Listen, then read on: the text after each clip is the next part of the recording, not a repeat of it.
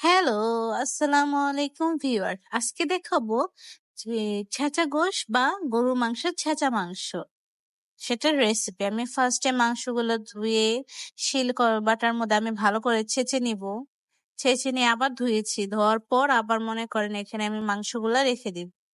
একবার ভালো মতো ছেঁচতে হবে যেন মাংসগুলো একবার ফুলে ফুলে যায়। এখানে আমি আদা রসুন নিয়েছি, লবণ নিলাম, আর হলুদ গুঁড়ো 2 চামচ, মরিচের গুঁড়ো 1 চামচ। দেওয়ার পর আমার গরম মসলার ফাঁকিটা দিলাম 2 চামচ। এখানে রাঁধুনি মসলা নিয়েছি 1.5 চামচের মতো। এখন আমি ভালো করে হাত দিয়ে মেখে নিব। মেখে নেওয়ার পর আমি এখানে পানি দিয়ে দিচ্ছি। প্রায় 2 কাপের মতো পানি দিয়ে দিব। পানি দেওয়ার পর আমি এটা ঢেকে দিয়েছিলাম প্রায় আধা ঘন্টার মতো আমি এটা ঢেকে দিয়েছিলাম। ভারী কিছু দিয়ে চাপা দিয়ে ঢাকতে হবে। আমি অবশ্য ভিডিওটা করিনি তখন। এখন ঢাকার পর দেখেন এরকম হালকা হালকা পানি পানি যখন মানে পুরো শুকিয়ে যাবে, এরকম পানি হয়ে যাবে, তখন আমি একটা কড়াই নিয়েছি, সেটার মধ্যে 1/2 কাপ পরিমাণ তেল দিলাম, পেঁয়াজ বাটা দিই, পেঁয়াজ কুচি দিলাম ভালো মতো। এটা হালকা একটু নেড়ে চেড়ে আমি এখানে 2টা এলাচ 2টা দারচিনি দিয়ে দিব। যেহেতু আমি ওখানে গরম মশলা সব মশলা দিয়ে দিয়েছি, এই পেঁয়াজটা শুধু আমি এই একটু ভাজা ভাজা করে নিব।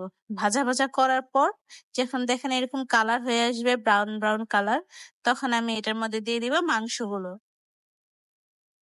সিদ্ধ করে রাখা মাংসগুলো দিয়ে দিব। মশলা দিয়ে সিদ্ধ করে রেখেছিলাম। এই দেখেন এখন এটা একটু ভালো মতো নেড়ে চেড়ে নিব। নেড়ে চেড়ে মশলা দিয়ে একটু পানি দিয়ে ধুয়ে দিলাম। এখন এটা ঢেকে দিব আমি কিছুক্ষণের জন্য, প্রায় 10 মিনিটের মতো আমি এটা ঢেকে দিব। ঢেকে দেওয়ার পরে যে দেখেন আবার আমি একটু নেড়ে চেড়ে নিলাম। নেড়ে চেড়ে নেওয়ার পর এই ভাজা ভাজা করতে হবে একবারে, যেন তেলগুলো উপরে ভাসে। এখন এরকম ভাজা ভাজা করার পর আমি এখানে কাঁচামরিচ দিয়ে দিলাম। এখানে লাল সবুজ মিলিয়ে দিয়েছি যেন কালারটা খুব সুন্দর আসে।